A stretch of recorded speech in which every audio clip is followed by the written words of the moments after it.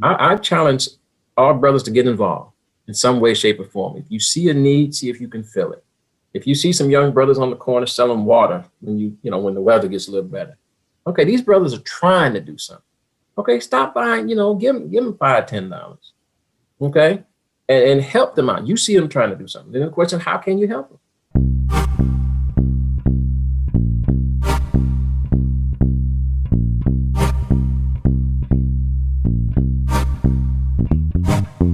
Hello, everyone. This is author Tim Brown, the book Boys Won't Be Boys.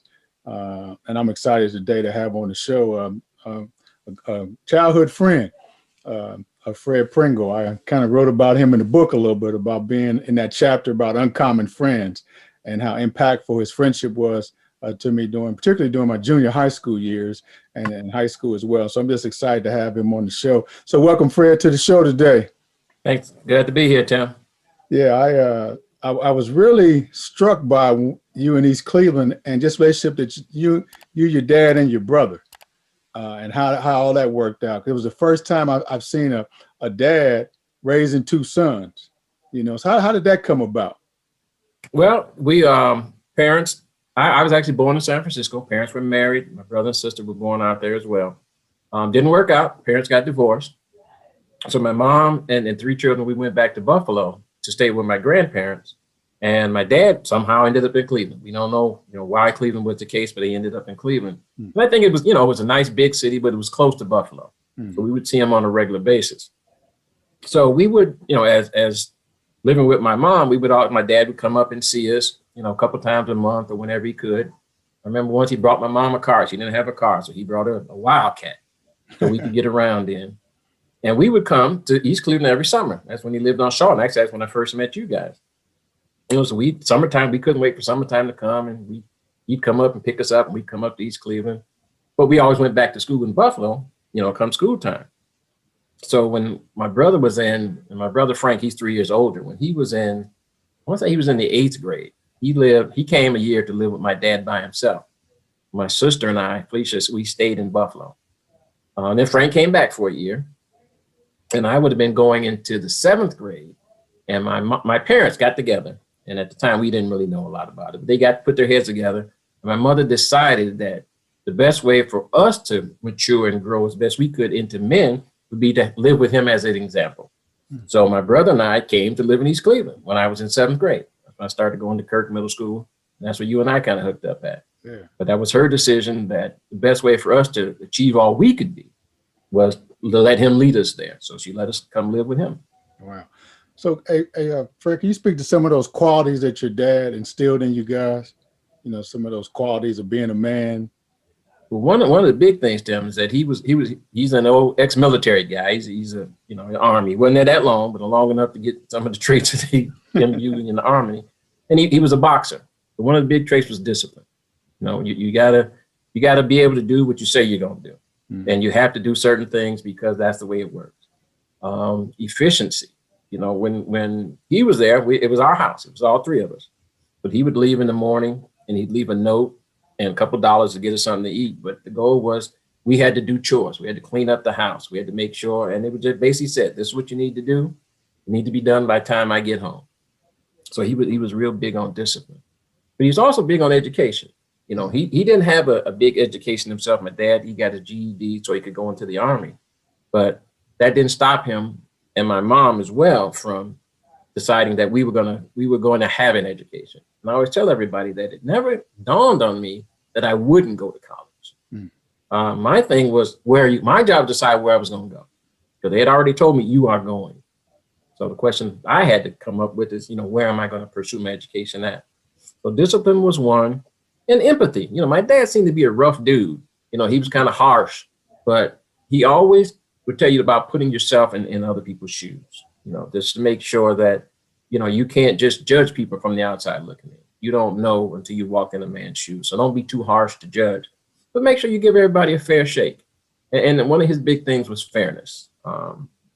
In this day and age, a lot of people, like you'll see, like I think I was talking about Denzel Washington, remember the Titans. They were talking about how he was a mean cuss to everybody. He was coach, he was mean to everybody. But his thing is that he was mean to everybody. So that's fairness. A lot of us can live with being fair. Problem becomes when you treat people differently. So my dad he was a big believer in being fair. You know, treat everybody the same way. Kind of goes back to that golden rule, Tim. Treat everybody the way you want to be treated. Because even the worst person that you know wants to be treated fairly. You know, they may not treat everybody fairly, but they want you to treat them fairly. So yeah, so discipline, you know, fairness, equity, and empathy are some of the traits that he instilled in us. And just, you know, grow up to be the best you can. You know, come from a God-fearing family, a bunch of pastors on his side of the family. My sister's obviously a pastor now. We believe in God. That's going to help you when all else fails. But, you know, he got kicked out the choir when he was younger because he couldn't sing like the rest of us. But we don't hold that against him. But he still has that belief, you know. So those are some of the main traits that, you know, we got from him. And it was a combination from my mom as well. But, you know, when we came with him, that was instilled in us early. So it's kind of like a continuation of what we had learned earlier. Well, one of the things and I was blessed to be around you guys quite a bit during those early years. And one thing I noticed about your dad and the quality I got from him was a father believing in their children. Because I remember he would take your brother, and I used to go along for the ride, but he would take all these baseball tryouts, you know, with these major league or minor league scouts. And man, he believed in your brother, you know, and that's what I saw in him. I saw a man who really, and then I saw how his belief transformed you guys. You know, if you have a father who believes in you, I can do this because my dad said I can do it, you know.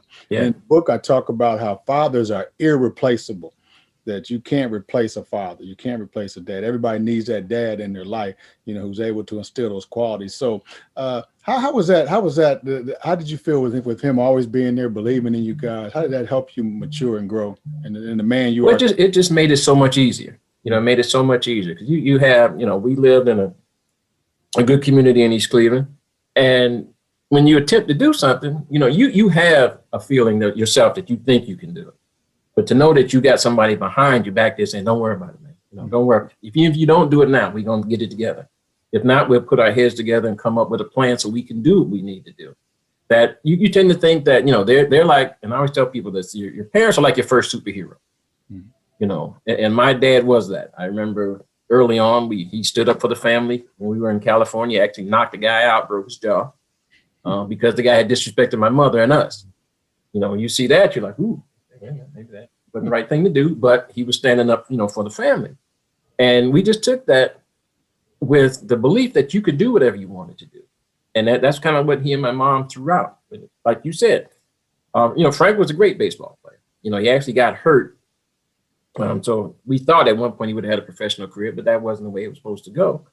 But my dad, like you said, he knew Frank loved baseball. So whatever he needed to get done, he was willing to do. You know, he'd come from work, and like you were saying, he would drive we'd go all over, you know, way on the west side. Yeah. And you remember yourself, when we would go, wasn't a lot of brothers there. No. You know, you didn't see a lot of black cats running around. Yes, yeah.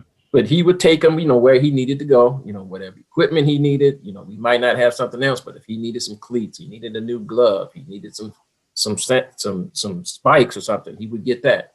But no, like you were saying earlier, Tim, you cannot account for the faith that a dad puts in a little boy, you know, and knowing that your dad believes in you. You know, I wasn't really a good athlete like my brother. I was pretty good in baseball. I wasn't great. Frank was much better than me, but I was good in school. Mm-hmm. And so his thing was like, listen, man, you're good in school. You're smart. You know, this is going to get you where you got to go. So you need to keep working on these books. That's what you do. And, you know, I go to the library. He would take me to the bookstore. So his thing is that, okay, Frank likes this area. Let's go with him on that. Jerry likes this. Take him and let him go with that. But it felt so good. You know, you come home, you got a good report card. He's like, man, I knew you could do that. You know, that's expected. This is what the expectations are now. You know, so don't be bringing home those C's and D's because we know you can do better. Right. So yeah, with him, just they're pushing us constantly. It just allows you to enhance that belief that you can do it. And when you start doubting yourself, you know that you got somebody back there that's going to push you and keep you going as far as you need to go. Right. That's good stuff. You know, in East Cleveland, I know you had your dad. Who were some other people that were part of that village that helped shape you and mold you during that time? Well, you know, I was fortunate in that. It was kind of interesting because I had most of my friends had like Steve Cummings was one of my best friends. He lived with his dad as well. And on our street, we had Mr. Cummings was, we could go over his house, and it was like that extended village. Whatever we did, he was on us. If Steve ran track, we played baseball, he was always there. The Chisholms, Dana Chisholm lived on our street. He had both his parents, same thing, but his dad was always on us. Freddie and Dana played baseball with us at Shaw. So Mr. Chisholm, he would take us and ride us around, but he was always on us. He was always on us. If he thought we was off the straight and narrow, he was on it. We had a couple of coaches. Bill Needle, one of my coaches at Shaw, baseball coach, who always looked out for me. He realized that I was pretty good in school. And so when he got offers or information about colleges and that thing, he would give them to me. Hey, listen, this is a good school. Not going to get you to the major leagues, but it's going to get you good education. Right. To talk to them. So it was a lot. We think about it, and there were a lot of people just there. You had last week you showed me a thing on Mr. Burroughs, and Mr. Burroughs was like that. I wasn't a student of Mr. Burroughs, but Mr. Burroughs was a person who was the community father, if you will. If you came in contact with him, you became one of his students. I had Reverend Hunter, who was one of my instructors, one of our instructors at Kirk. Right. Same thing. And the good thing about that is that, you see these guys and they're just helping. That's because of what they do. That's who they are. But what you find out later, when you delve into them a little bit, you start seeing traits that they belong to certain groups and they're doing certain things. And you didn't know that earlier. But as you get older, you start looking at that and say, oh, now the question is that why they were helping you, or that they were helping you just because? And so if you look at, Mr. Burroughs and Reverend Hunter and Coach Needle and Mr. Cummings and Mr. Chisholm and all those guys, their job, and I think they took it very seriously, was to make sure that we got to where we were going to go and try to keep us out of trouble. And it wasn't, if they yelled at you, they yelled at you. If you were out of pocket, they got you back in pocket. If you were somewhere you shouldn't have been, they made sure you left. So it was more, I had my dad there, but he had all these surrogate dads that were watching over us as we were doing whatever we were trying to do. Right. We tried to stay out of trouble, but these other guys made sure that we did stay out of trouble because they were everywhere. It got to the point you think you can't do nothing, man, because everywhere you turn, somebody's there trying to keep you out of trouble. So what? But no, it definitely was a village. I mean, at that time, East Cleveland was the perfect village for me at that time. There were just so many people that were there. There were a lot of people in education. I remember Mr. Newsom at school, Mr. Junior, Mr. Rockwell at Kirk, all these guys that were good examples, good, strong examples. And I remember going back and speaking to a lot of them. Because, early on, you can't really appreciate what they're doing for you. Right. Until you get a little older and you look back and you realize that, they did things that they really didn't have to do. They stepped in when they didn't have to step in to help. So, no, it was a tremendous village in East Cleveland at the time. Yeah, we were truly blessed. We're truly blessed. As we shift gears now that you're married, and you have 3 daughters. Yes, sir. You have 3 daughters, and can you speak to the audience on how that dynamic is, and most importantly, can you talk about how important it is for fathers being in the lives of their daughters as well? Well, it's interesting because what until I had the girls, I didn't really think much about the dynamic between father and daughter. I knew that my sister was crazy about my dad, and it hurt her when we came to live with my dad and she had to stay with my mom because she thought she had done something wrong. But as she got older, she kind of realized what the deal was. But that told me that there's a special bond between dads and daughters. So we had the 3 girls, and I realized that, we talked earlier, my dad was my first superhero. And now I'm, I guess, a superhero to my daughters. Yeah. The thing is, when you got girls, that's who I got. People would always say, well, man, think you want to have any boys? I don't know. I mean, I always had girls. You take what they give you. You can't pick and choose. But I had girls, and I was happy to have them. And so what I did from an early day, Tim, I would take, particularly my oldest daughter, when she was first born, I would take her everywhere I went. I was off every Thursday, and she and I would run the streets. And so that led to the other ones getting a little older. We would all run the streets together. Mm-hmm. And what I realized is that I was setting an example for them as to how, one, they should be treated and how they should treat others. and realizing that it is a special dynamic between fathers and daughters. Kobe, unfortunately, died last year. You heard a lot about girl dads, and I never really thought about it, but I'm a girl dad. Right. So there is a special dynamic that the girls see. They learn from the dynamic between them and their fathers how they should be treated, whether that's good or bad. But that's their first example. How does the dad treat the mom? That's how relationships should go, and it sets the example for them. And my oldest daughter is the only one that's married, and the guy in temperament is very similar to me. Mm-hmm. He doesn't talk a lot. I talk a little more than him, but right. I look at him and I see qualities that she would have saw in me when she selected him. Mm-hmm. And you don't think about that early on. And my wife said, well, he kind of does some stuff like you. You sit back and you think, oh, okay, well, yeah, he does. So that was her example. That's how you're supposed to be treated. This is what you're supposed to do. So that dad-daughter dynamic is, I don't know if society we pay close enough attention to. It's really big. And I think that everybody that can should try to get a father figure, if you're a daughter, in their life, some way, shape, or form. That's good. That's good. How important that is, and how a daughter usually marries a man just like her father, mm-hmm. which is good to me. Yeah, that's the goal they're looking for. I told her, I said, well, if I think I'm pretty good, right. If you find somebody like me, then that's the one for you. Boy, that's good stuff.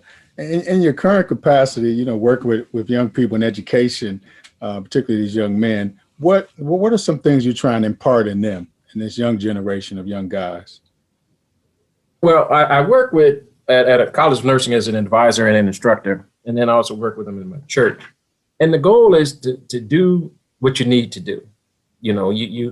We all, particularly at the college level, you hear a lot about I'm an adult. And to me, an adult means you take care of your responsibilities. That's what makes you an adult. It's not really a matter of age or maturity, but if you take care of your responsibilities. And I want to make sure that the young men understand that. Make sure that, okay, if you sign up for something, this is what you're going to do. If you need help, there's nothing wrong with needing help. We often talk a lot about figures that they're familiar with who have met some hardships in life and overcome these, that you don't have to quit, because everybody, you look at me and you, everybody's had some help. And there's no harm in asking for help when you need it.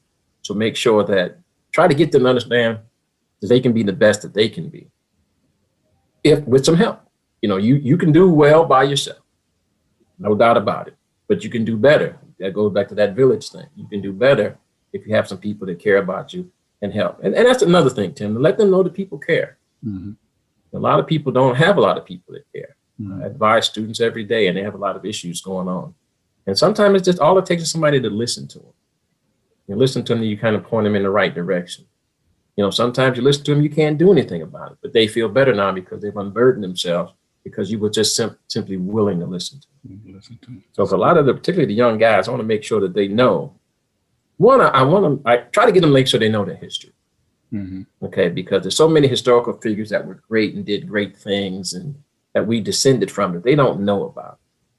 And a lot of times, if you can't see it, you can't believe it. So I want to make sure that they see and know about these things so that they really believe that they can accomplish it. You talked earlier about, my dad believing in my brother and myself. That's what I try to be to some of these guys, is to make sure that they understand that, hey, I'm here for you. I believe you can do whatever it is you want to do. And I'm here to help you get to where you need to get to. And like you're saying, sometimes it's not necessarily a formal relationship. It just be, stepping into class or simply shooting them an email. Hey, man, I saw you got an A on the next class exam. Keep up the good work. I say you missed a couple classes. Okay, later you can't miss classes. You're making it. You got to let somebody know what's going on. But just to try to interact with them to make them understand. That I'm here for them. Because there were people here for me, and that's what I always tell them. I said, coming up, there was always somebody here that was willing to listen. Somebody, if I needed a couple of dollars, somebody was willing to help me. And that's what we should be for others. Mm-hmm. And it doesn't take a lot. It's not a burden for us. It's something that we want to do. We want to help each other. So it's something I enjoy doing. Yeah. But it comes from the fact that people did it for me. Right. And that's kind of like a birthright, if you will. Yeah, we have to remind men, just people, period, that we didn't just show up, that someone helped us along the way. So, Yeah. Rapper, what challenge would you leave to men to get involved, particularly during these times? We know that we're in some different times now, and I really believe that young men need us more than ever. If they didn't need us, if they didn't need us before, they need us now. So, what challenge would you issue to men to get involved? Well, I would issue a challenge to get, if you can, if you don't belong to an organization, and you can do it by yourself. But I know that a couple of guys I got together with this past holiday season, and we decided we were just going to give out Christmas baskets. Mm-hmm. Steve Cummings was one of them. My cousin was another guy, because we had the wherewithal to do that. Mm-hmm. I challenge all brothers to get involved in some way, shape, or form. If you see a need, see if you can fill it. If you see some young brothers on the corner selling water when when the weather gets a little better, okay, these brothers are trying to do something. Okay, stop by, give them $5, $10. Okay, and help them out. You see them trying to do something. Then the question, how can you help them? If you have some young guys that are showing the entrepreneurial spirit at that age, okay, is there a program you can point them toward? Is there a book you can get them to? Go to the library and see what young brothers are doing there. When we were coming up, there was, we would go to the park and just play. Now, if you're coaching, you can get involved in coaching if you like sports. My cousin, he's the commissioner of a football league in Euclid, Ohio. He has a tremendous impact on a lot of young guys. So whatever you like to do, use that and try to get involved with some people. Like I told you earlier, I'm writing a book about history, and I'm going to start talking to some of these young guys to make sure that they understand what's out there, what's behind them, from whence they have come. Because if they can see it, they can believe it. But I challenge all brothers just to get out there and get to work. It doesn't take a lot. It doesn't have to be formal. It can be your next door neighbor. When I first moved into my house here, my next door neighbor had a little son, Marvin Jr. And Marvin, he said he didn't like to read, but I knew he loved basketball. So I was outside reading Sports Illustrated one day. He said, Pringle, what you doing? So I'm reading a book, and actually Michael Jordan happened to be on the cover. And he's like, what is that? He said, it's a magazine, Michael Jordan on the cover. Did I see it? And I said, yeah. I gave it to him, and he started reading it. I'm like, okay. I said, well, you like that? He said, yeah. I said, well, you can take it home. You bring it back later. About an hour later, he came and brought it back.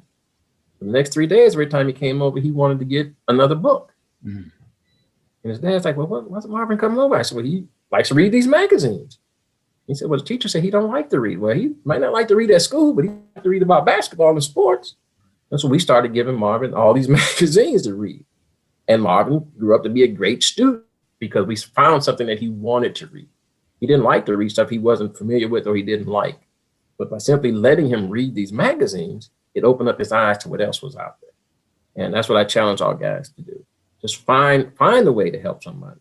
Think about somebody who has helped you in the past and take that example and help somebody else. It doesn't take a lot. Martin Luther King said we all can be great. All it takes is a willingness to serve. If we do that, we'll be in good shape. That's a good word. That's a good word to end this on. Yeah, be willing to serve. Well, I appreciate your time. It's always good to get caught up and just a flashback to back in the day, as they say. But I really appreciate you. I seriously appreciate you and your family and your dad and brother just kind of adopting me into the family and taking me in and showing me what a family looks like, especially from a dad's standpoint. And I really appreciate that. Those times, and I cherish those. So, you know what, Tim? I was talking to my dad the other day, and I told him, I was going to do this thing. He's like, well, and he, in his mind, it wasn't a big deal. I mean, you was hanging out with me, so let's go. Yeah. And that's what he thought about. But I will tell him he's doing well. He's doing well. And the thing is always, you never hung out with any guys that went to jail. Well, there's some, man, but most of them didn't. most of them didn't, but But he counted you among that number that was a good guy, so. I appreciate that. All right, Fred. Well, I appreciate you. Blessings to you and your family. All right, Tim. Take care, man. All right. Yeah. Thanks.